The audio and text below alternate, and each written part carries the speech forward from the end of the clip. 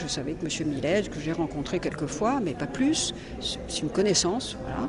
Je savais que M. Millet avait des activités économiques importantes et que on savait très bien que dans le régime tel qu'il était, il fallait bien sûr que le gouvernement et M. Ben Ali soient d'accord. Et en même temps, il ne contrôlait pas tout, M. Ben Ali, heureusement quand même. Donc voilà, et mes amis tunisiens m'ont jamais dit attention, alors que ça a été le cas vis-à-vis d'autres. Bon. Mais c'est vrai que j'ai appris depuis, j'ai appris des liens que je ne connaissais pas forcément au départ. Faut-il couper tout lien? Voilà la question que je pose. Moi, je ne pense pas. IPMED est l'endroit idéal pour dire nous voulons rapprocher les gens du Nord et des gens du Sud pour qu'ils travaillent ensemble, pour qu'ils développent ensemble. Pour que cela soit réellement inscrit dans la pensée future de nos dirigeants, il faut qu'on se mette ensemble et qu'on étudie les moyens de travailler ensemble. C'est facile à dire, on va travailler ensemble. Mais j'ai proposé cette idée d'assises du tourisme méditerranéen afin qu'on se mette ensemble, qu'on crée des commissions, qu'on crée des directives, qu'on projette sur 2015-2020, parce que le temps passe très très vite. Il faut qu'on soit tous prêts.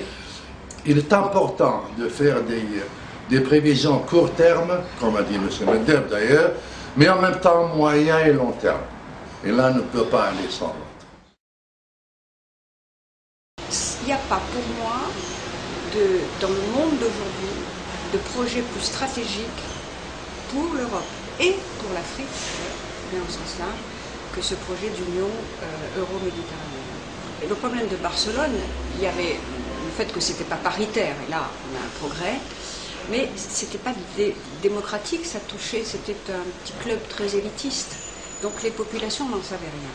Et ce que le centre fait IPMED qui est très utile à partir de l'économie, c'est de faire se rencontrer des éléments fondamentaux de la société civile qui font des projets entre eux, c'est-à-dire qu'ils font se rencontrer tout simplement les gens sur des centres d'intérêt commun. Alors l'économie c'est formidable, les entreprises, très bien, mais il faut, dans les entreprises, il y a non seulement des chefs d'entreprise, mais il y a aussi des salariés. Et je pense que les syndicats se rencontrent, des deux côtés de la Méditerranée. Il faut qu'on arrive à fédérer ça et à les intéresser à ce projet commun, parce qu'il ne faudrait pas que... il faut qu'on arrive à construire du co-développement. Et vous voyez bien que si on continue, nous Européens, à dire chaque fois qu'on a une entreprise qui s'implante au sud, c'est de la délocalisation, donc ça c'est une problématique très importante. Donc les syndicats, je pense qu'il faut associer les territoires, nos collectivités territoriales, régions, communes, départements pour la France, qu'il faut évidemment que les assemblées parlementaires, qui heureusement se créent, développent leur travail en commun, parce que ça c'est des contacts politiques d'un autre genre que les contacts entre gouvernements. On est plus libre, on n'a pas les mêmes contraintes, et qu'il me semble fondamental aussi, et ça c'est un nouveau projet d'IPMED, que des intellectuels, en particulier des historiens, des philosophes, des sociologues aussi, mais pas seulement, des créateurs, se rencontrent pour justement dégager ce fond de valeurs communes que nous avons, encore une fois, sans abolir les différences. On n'est pas dans une uniformisation. Chacun a ses langues, ses cultures, ses religions, et d'ailleurs, c'est une façon aussi, en les faisant vivre, de montrer toute cette richesse. Mais nous avons un fond commun à montrer, et puis ça nous aiderait à surmonter des vieilles rivalités et des vieilles tragédies. Enfin, vieilles, elles sont encore très présentes, si on pense à ce qui s'est passé entre la France et l'Algérie, mais je pense qu'il nous faut arriver à recréer autre chose maintenant. Et il me semble que là, les rencontres intellectuelles, ce travail-là, peut être fondamental. Personnellement, je suis satisfait de cette deuxième édition pour deux motifs. D'abord, j'ai trouvé que ce matin, le discours politique, à la fois de M. Ghannouchi, le Premier ministre tunisien, puis d'Elisabeth Guigou, c'était des discours politiques de très très grande envolée.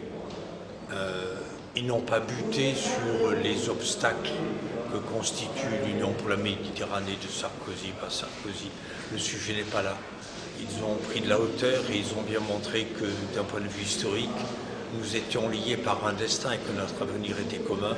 Et donc le Premier ministre tunisien a fait des perspectives ou a proposé des perspectives de travail très riches Et puis le deuxième motif de satisfaction, c'est qu'il y a 400 chefs d'entreprise, une délégation de 40 Algériens, des entrepreneurs très modestes. Cela veut dire très modestes, très simples. Ils cherchent, ces patrons cherchent comment essayer de développer leurs activités en partenariat. Et ce matin, dans mon propre exposé, je disais que j'avais été frappé par la simultanéité de deux événements. Et le 10 et le 11 mai, à Hammamet, se trouvaient 800 chefs d'entreprise maghrébins, que des maghrébins, pour discuter de la nécessité de créer une vraie union. Et 15 jours après, par les mêmes peut-être, on retrouve 400 chefs d'entreprise euro-méditerranéens qui disent « on veut faire l'Union pour la Méditerranée ».